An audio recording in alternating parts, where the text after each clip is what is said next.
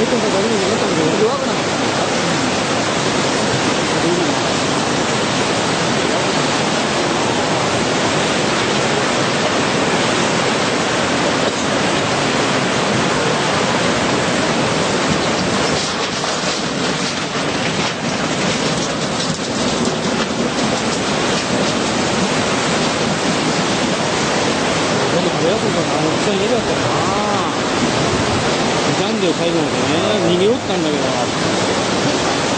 前のダメだよって言われたんだよね。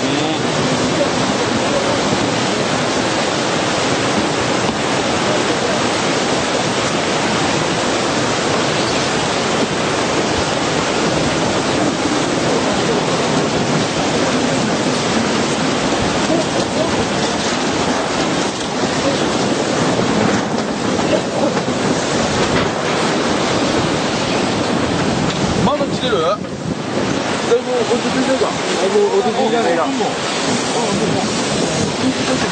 いやー、川口はもう一緒に見るのか？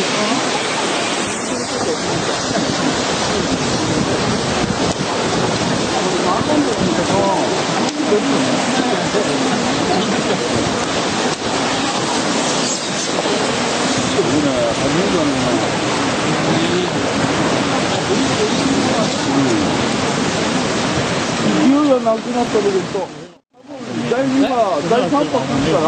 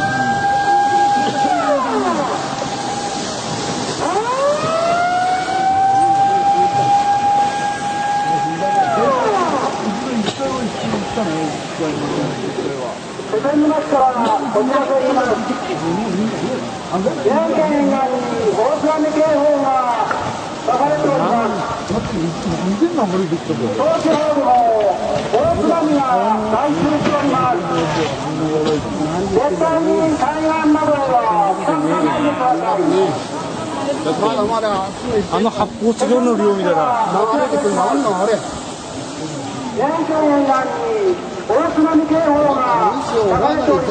上できたってことですか？完全に終わりじゃないですか。平場のところ俺